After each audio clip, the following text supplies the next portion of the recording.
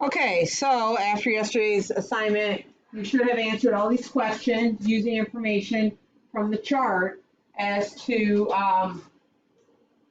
so that you can prove that why your answers are correct. So let's go down to question 6. Does Bart need to worry about being bald like his father? So what we have to do is we'll have to make a Punnett square. You can only type in the squares. I could not get this to work, so you could type outside of the squares. So you can make a Punnett square. I'm going to show you how to, actually I'm going to show you on here, how to fill this out. So we have Homer, we'll start with Homer. So he will have a lowercase b, correct? So we can put, so to do the Punnett square, x, lowercase b, and x, lowercase b, and then his other is y, correct? Now, if we go and look at Marge for hair growth, Marge has 2 uppercase b's, so she has the dominant trait for hair growth.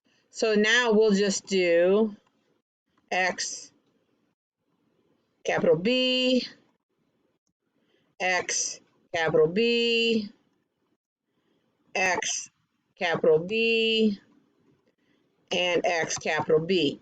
So, does Bart need to worry about becoming bald?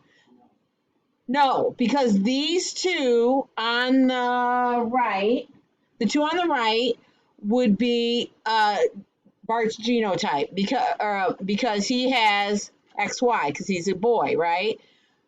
So we can see here that no, he does not have to worry about it. You need to highlight the genotypes for Bart and then use evidence from your Punnett square to explain your answer.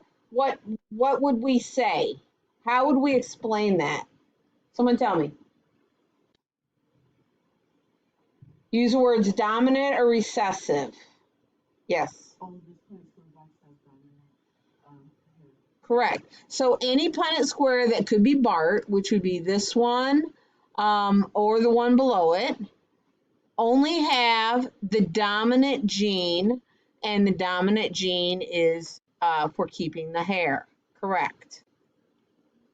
So now you're going to do this box the same way, and then you're just going to work through these. And there's some concluding questions. Which parent determines the gender of the child? We talked about that yesterday. And if you can't remember, that slideshow that we went through before we started the assignment is linked to the assignment as a video. Why are males affected by recessive sex-linked traits? Again, that's in that video if you don't remember. And then if a male has a disease that's Y-linked, what percentage of his sons would inherit disease? You're going to just make up just any kind of allele. So you would put like X, I'm sorry, that's a Z, X, and then you might put Y, and then hair, right? Hairy ears. Wait a minute, sorry. We would do X, X, X, X. These would be our females, right? And then we would have X.